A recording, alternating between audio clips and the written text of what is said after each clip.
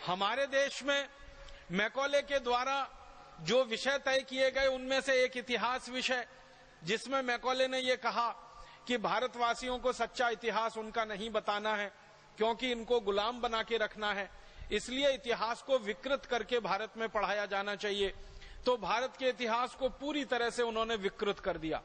सबसे बड़ी विकृति जो हमारे इतिहास में अंग्रेजों ने डाली, जो आज तक जहर बनकर हमारे खून में घूम रही है, वो विकृति ये है कि हम भारतवासी आर्य कहीं बाहर से आए। सारी दुनिया में शोध हो चुका है कि आर्य नाम की कोई जाति भारत को छोड़कर दुनिया में कहीं नहीं थी, तो बाहर से कहां से आ गए हम। फिर हमको कहा गया कि हम सेंट्रल एशिया से आए, मध्य एशिया से आए। मध्य एशिया में जो जातियां इस समय निवास करती हैं, उन सभी जातियों के डीएनए लिए गए। डीएनए आप समझते हैं, जिसका टेस्ट करके कोई भी बात की पक्की सूचना ली जाती है। तो दक्षिण एशिया में, मध्य एशिया में, पूर्व एशिया में, तीनों स्थानों पर रहने वाली जातियों के नागरिकों के रक्त इकट्ठे करके उनका डीएनए टेस्ट किया गया और भारतवासियों का डीएनए टेस्ट किया गया। तो पता चला कि भारतवासियों का डीएनए दक्षिण एशिया, मध्य एशिया, पूर्व एशिया के किसी भी जाति समूह से नहीं मिलता है। तो ये कैसे कहा जा सकता है कि भारतवासी मध्य एशिया से आए, आर्य मध्य एशिया से आए। इसका उल्टा तो मिलता है कि भारतवासी मध्य एशिया में गए, भारत से निकलकर दक्षिण एशिया में गए, पूर्व एशिया में गए, मध्य एशिया में गए और दुनिया भर में सभी स्थानों पर गए और भारतीय संस्कृति, भारतीय सभ्यता और भारतीय धर्म का उन्होंने पूरी ताकत से प्रचार प्रसार किया।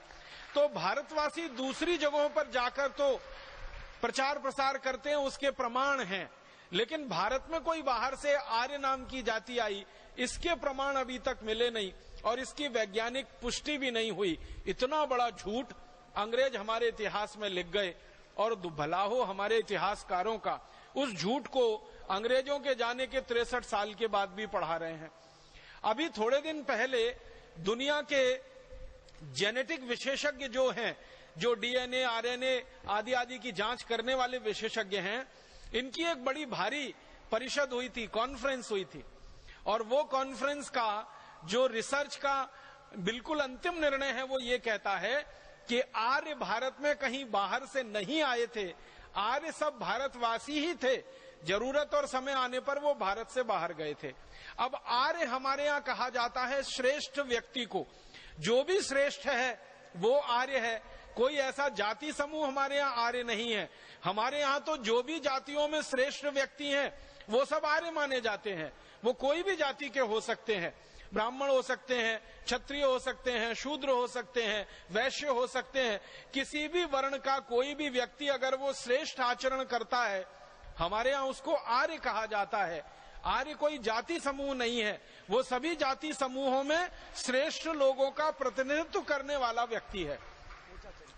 ऊंचा चरित्र जिसका है, आचरण जिसका दूसरों के लिए उदाहरण के योग्य है, जिसका किया हुआ, जिसका बोला हुआ, जिसका कहा हुआ दूसरों के लिए अनुकरणीय है, वो सभी आर्य हैं।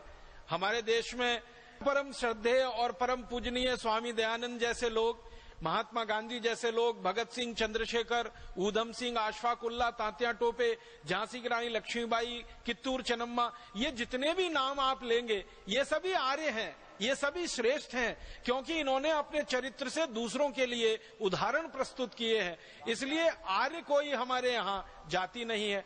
राजा जो उच्च चरित्र का है उसको आर्य नरेश बोला गया, नागरिक जो हमारे यहाँ उच्च चरित्र के हैं उनको आर्य नागरिक बोला गया।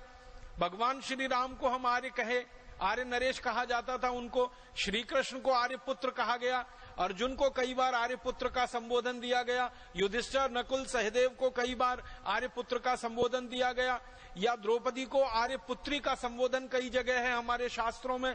तो हमारे यहाँ तो आर्य कोई जाति समूह है ही नहीं, ये तो सभी जातियों में श्रेष्ठ आचरण धारण करने वाले लोग, धर्म को धारण करने वाले लोग आर्य कहलाए हैं। तो अंग्रेजों ने ये गलत हमारे इतिहास में घुसाड़ दिया।